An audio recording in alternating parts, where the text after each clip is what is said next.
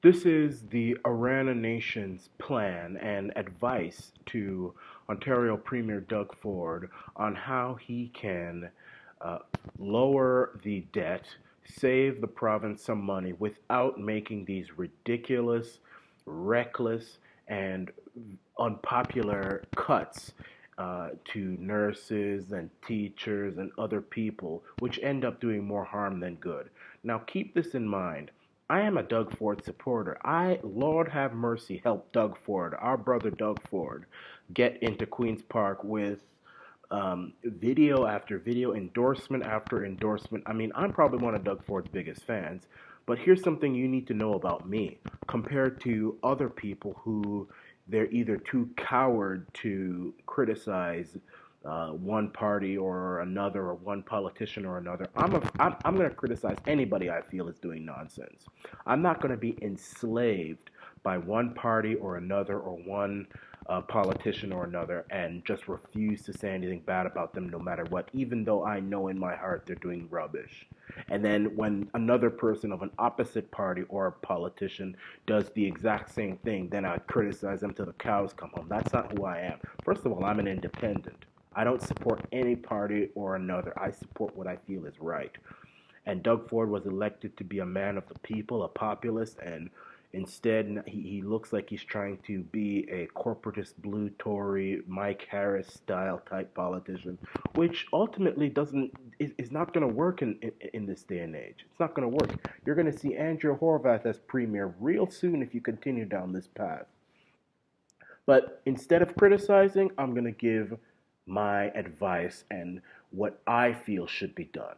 Number one, and this is the most basic one. I won't spend too much time on it, but it's actually the most overlooked, even though it's the most common sense plan, it's the most overlooked. Monetary reform. We need it. I think Ontario needs its own currency, one that's controlled by the government, one that's not based on debt, and one where we can control the supply and all that other stuff instead of a currency which is controlled by foreign, mostly Zionist banksters, Rothschild type people who will raise interest rates at will and do all sorts of stuff to trouble us, and we have a currency based on debt. We should have our own currency.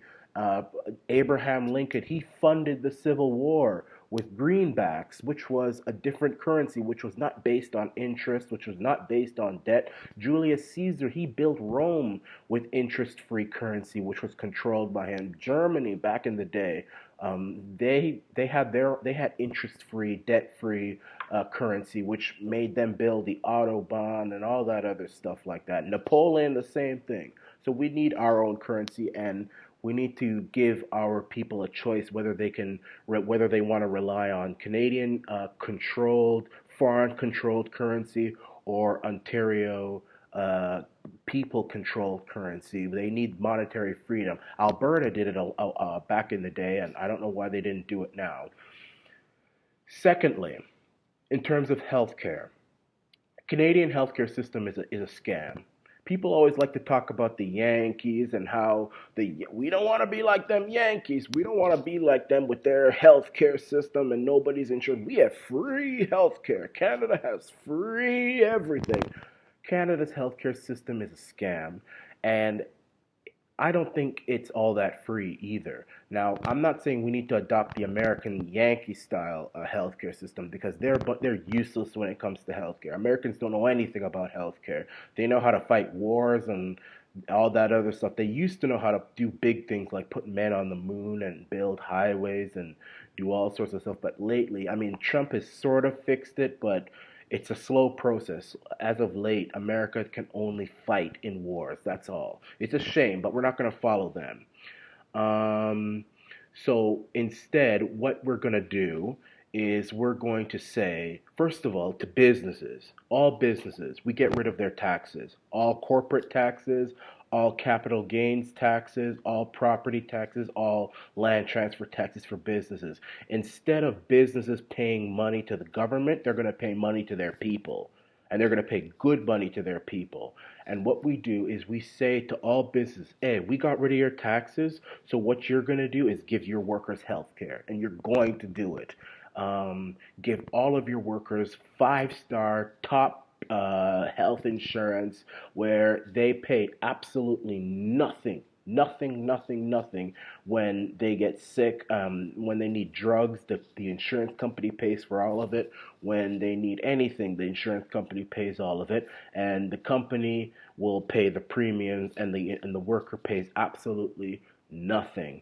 And then the people who aren't working or the people who are retired, they're the ones who can get OHIP and the government will pay for their healthcare, and the government can pay for anything now because that's billions of dollars saved for the government. Billions, probably $500 billion will be saved. That's going to be a lot of money because we're going to give that burden to the businesses. We're going to get rid of their taxes so that they'll pay their money to the people instead of to the government.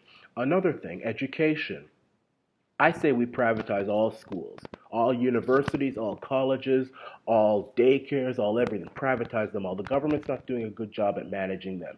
And to add insult to injury, it seems that the only thing that the government is interested in doing is politically indoctrinating our kids with sex and sex education and confusing them about genders and all this sort of stuff.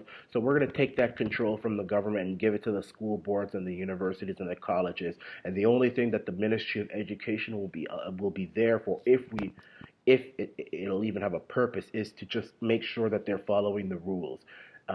We can make cuts to the Ministry of Education if you want, but not to teachers. We'll give them that freedom. And what I'll say to that is that they control the price of the students entering, and the businesses, which are also paying for health, will also pay for their workers' kids to go to school. They will pay the workers' kids to go to school. And anybody who's working at the age of 18, they will get the money to go to university and college. So it's free college, and the government's not even having to pay for it unless the child's parent is not working or whatever, then the government will pay for it. Then the government will pay for it. But if the child's parents are working, the businesses pay for it. They're not paying taxes, so they'll have the money. They have the money now, but we're going to instead of giving money to the government, the workers will get the money. So that's another billions of dollars that's going to be saved. Another way we can save billions of dollars is getting rid of some of these crown corporations. The government has no right to be owning an LCBO and a gambling house, OLG. Big ones. Get rid of them.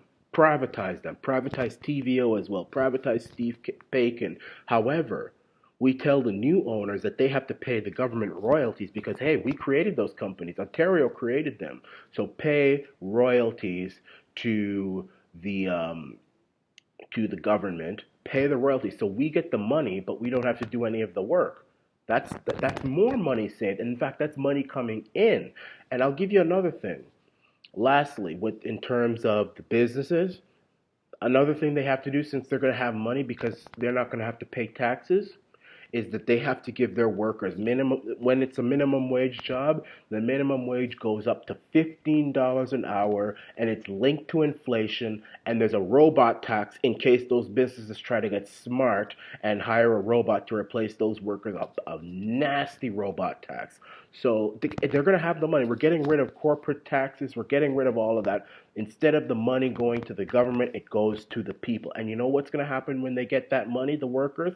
They're going to be spending money, and and when they spend money, that's more money going into the economy, more sales taxes being paid, and the government gets more and more and more money. So that's going to be billions and billions and billions of dollars, okay? And I'll also say, for those of you who say that we need basic income and all that stuff like that, well, I support that, but I don't support it in a flimsical way. This is how you get your basic income. You see all the profits that the government makes from crown corporations or from royalties from the mines or from when they sell a crown corporation and they get a profit from it. That money doesn't belong to the government. That belongs to the people. So that money needs to be divvied up and given to all the citizens of Ontario. And you know what they're going to do? They're going to spend that money, and that's going to be even more money into the economy. So Ontarians are going to have more money in their pocket, the GDP is going to be up, and the debt's going to be paid down. And I also say that there needs to be a plan where every dime of the of every dollar that's given into the government. So every dime out of every dollar should probably go to 10 cents goes to 5 cents goes to healthcare or infrastructure, and another 5 cents goes to paying down the debt. That's every dime of every dollar that the government gets. 5 goes to infrastructure and 5 goes to paying off the debt. That debt will be gone in a very quick time. So that's some of the ways that the government, the Ontario government, can save money and pay down this vicious debt. That would be great. I mean, that would be an amazing thing to see. Instead of making all these disgusting cuts which end up hurting people more than helping people, we do what I propose. Hey, people will have more money in their pockets. The GDP will be shot up very, very high like a rocket, and the debt will be almost gone, like in Alberta. It can be done, but people need to think. These politicians need to think instead of doing what's easy. You've got the left who just wants to raise everybody's taxes, and you've got the right who just wants to cut everything. You don't have people who think anymore. Nobody wants to think anymore. And I think the biggest problem is that these politicians are stuck in the pockets of special interests. The left is stuck in the pocket of unions and all those other stuff, and the right is stuck in the pocket of big money and Zionists and corporates and all this sort of stuff. You've got nobody who's independent who can think anymore. And that needs to stop. So that's some big ways that we can save money. And there's more things that I've even thought about, which will save billions of dollars for the Ontario government without making all these cuts. But one thing I'll say about this tree thing, about Doug Ford canceling the program to plant trees, that's foolish, because I don't want a carbon tax, and that needs to be gotten rid of too. That needs to be gotten rid of. I don't want a carbon tax. I pay so much taxes, whether it's through my paycheck or all this sort of stuff. I don't want to pay a carbon tax. Now, I'm not against taxes, but we should go to the Mac Daddy and we should say, hey, we're planting trees. Trees suck in carbon, and they produce oxygen. We don't need your carbon tax. But now we can't go to him with that, because I say that every business, every polluting business should plant at least one tree every year, and that tree will never be allowed to get cut down. And anybody who cuts down a tree should replant that tree, and that tree also never gets cut down ever. That's even better than any green belt out there. That's better. We get rid of the green belt, allow property people to build houses there, and you see how property prices go down so quickly. Another thing that we can do to get more money, and this is the last thing, and this is very important. I think we need to put an excess tax on all. First of all, get rid of the income tax. Get rid of the income tax and put a sales tax on everything. Okay? Everything. You want to put a sales tax on fruits, vegetables, water, everything. Hydro, I don't care. But get rid of the income tax. It's a scam. It's a lie. It's theft. Get rid of the income tax. And that's more money. And don't tax the wages of minimum wage workers.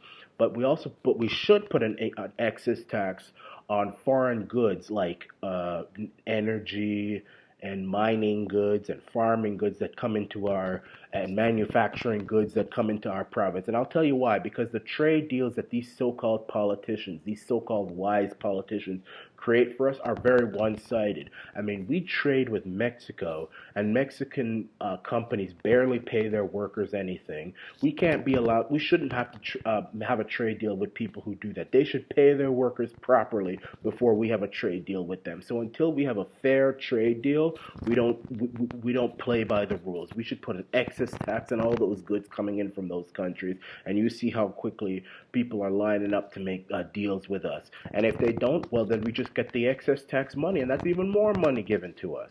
So that's the Arana Nation's plan, the populist way to save money, make people happy, make people have more money in their pocket, the GDP going up, and the debt going down. This is the Arana Nation.